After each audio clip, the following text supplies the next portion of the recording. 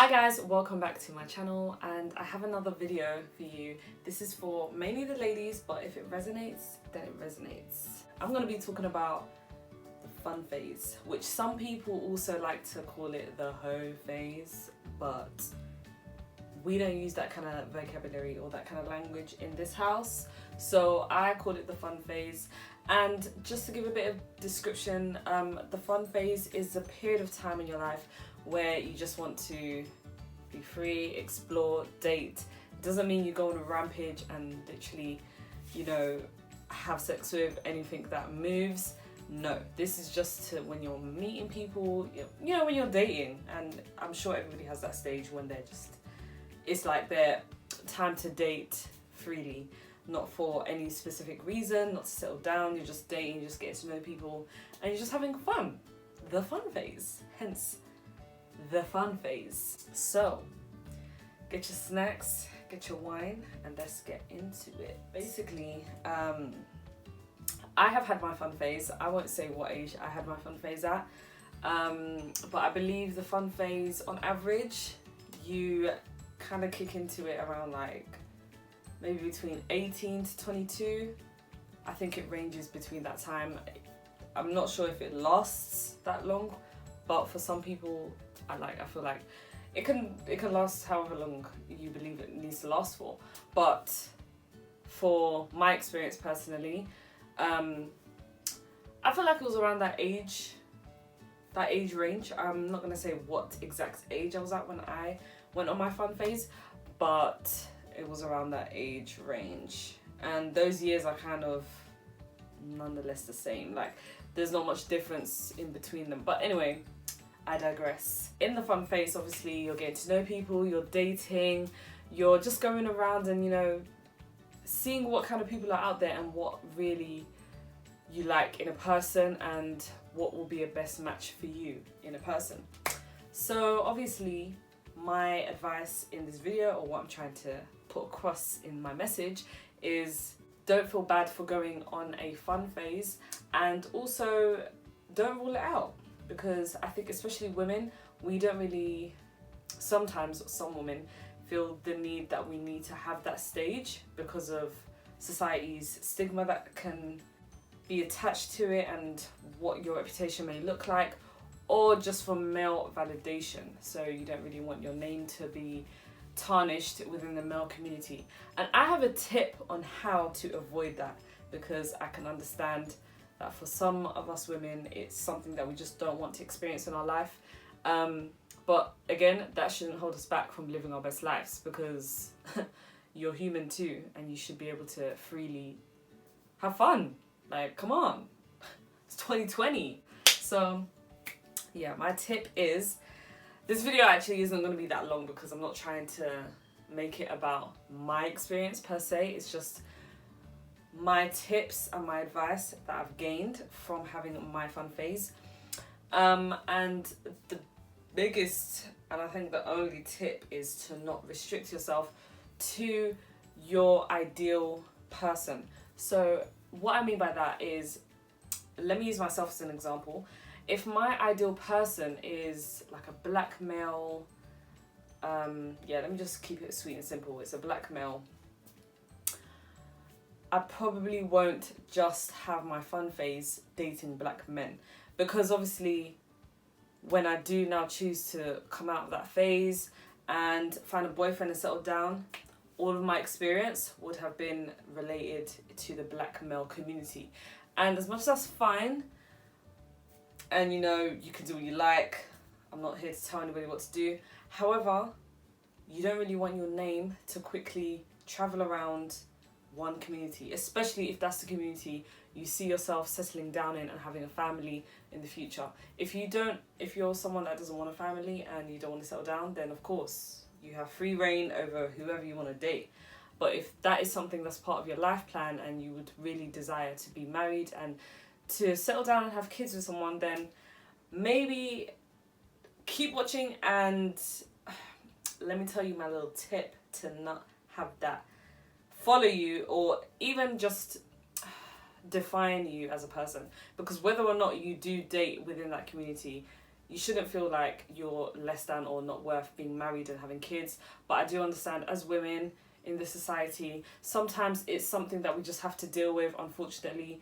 That if your name is in a community and a lot of men or whoever you're attracted to know of you as a person, then it can have a stigma attached to it, and that's just a very harsh reality, and it's unfortunate. I don't agree with it, and yeah, this is why this tip exists, so we can break that narrative down.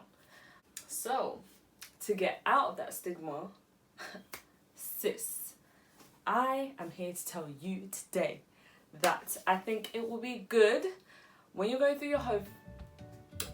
We don't use that vocabulary, Pascalia. What the hell are you doing? When you go through your fun phase, okay, don't restrict yourself to your ideal type. So what I mean by that is, maybe, like I said, if you are, like me, interested in a black male, or let's say you're interested in a white male. Why can't I speak flowingly? If you are interested in a black male, or if you are more interested in a white male, or whoever the male may be, try go for not necessarily the opposite, but just someone that's not that.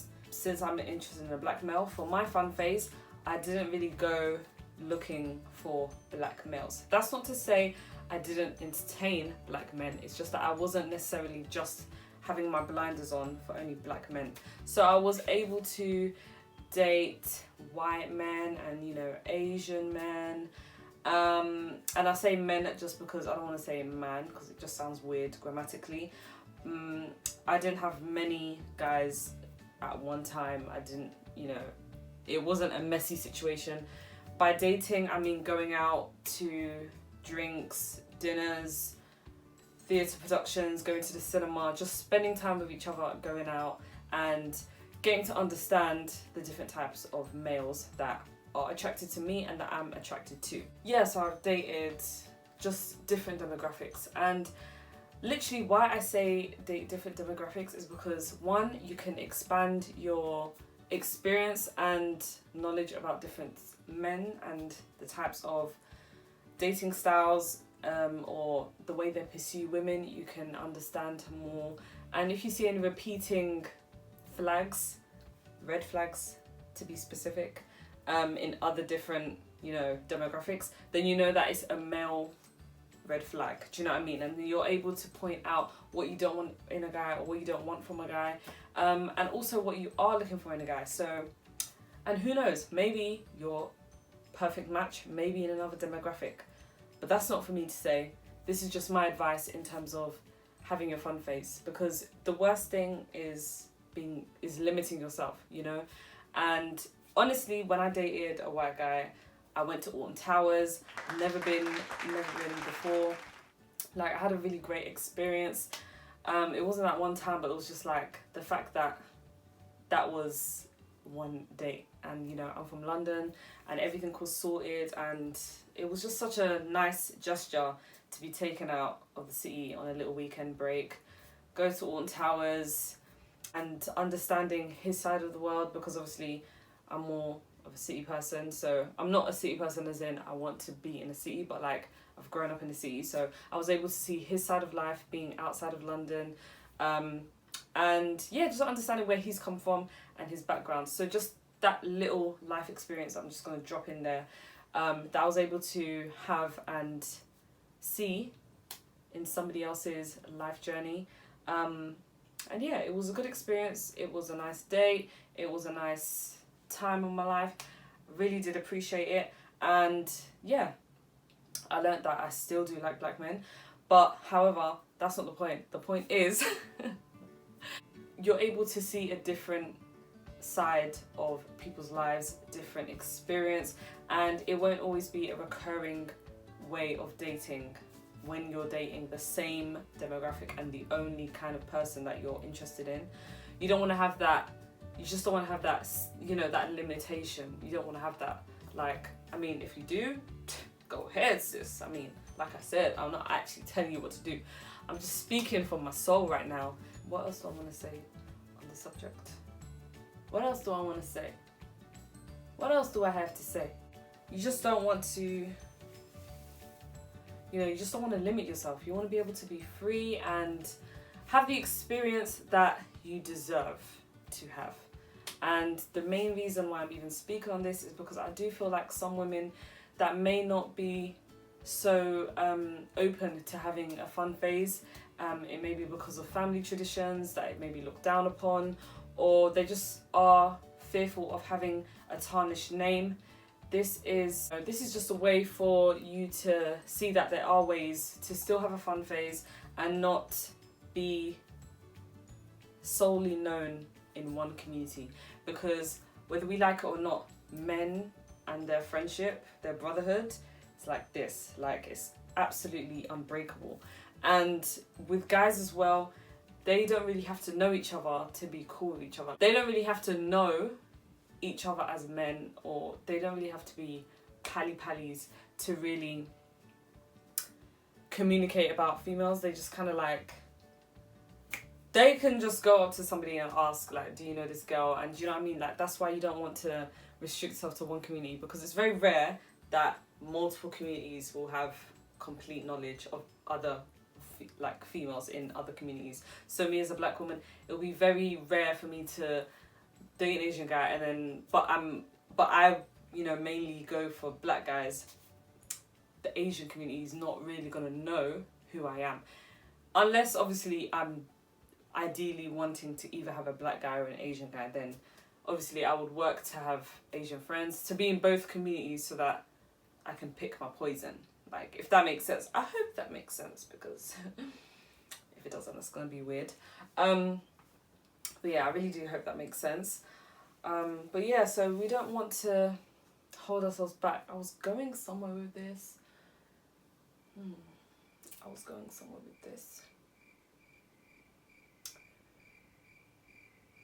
You don't want to limit yourself to one demographic of a guy who will be free. I think I forgot.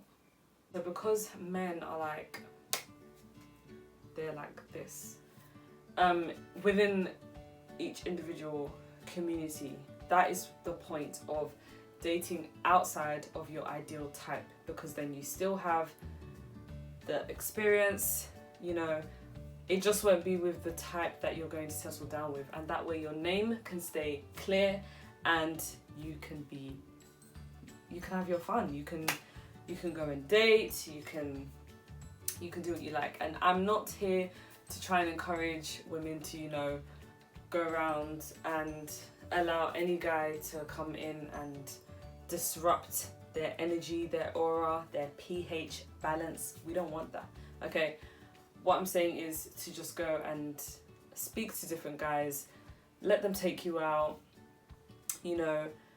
receive like you are the queen you are, and don't feel bad or feel limited because you don't want to have your name tarnished. Open your mind, and maybe, I do believe that there's a type for everybody in every demographic. I do believe that. It may not be completely your type, but that's obviously because it's not going to be the person that you want to settle down with, like your ultimate perfect type. No one's perfect, but you know what I mean. Like, obviously, if I'm interested in black guys, I'm going to find probably someone that's my type in a white guy, but it's not going to be as amazing as what I could find in the black community. But however, that doesn't mean, I can't give this person a chance.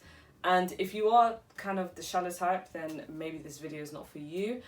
But obviously, like, it's 2020. There's so many different types of people now, and so many different, great vibes you can find in people, where it's like you could be holding yourself back, not trying out different demographics. Why go for one pond when you can swim in the whole ocean? That's a bad analogy.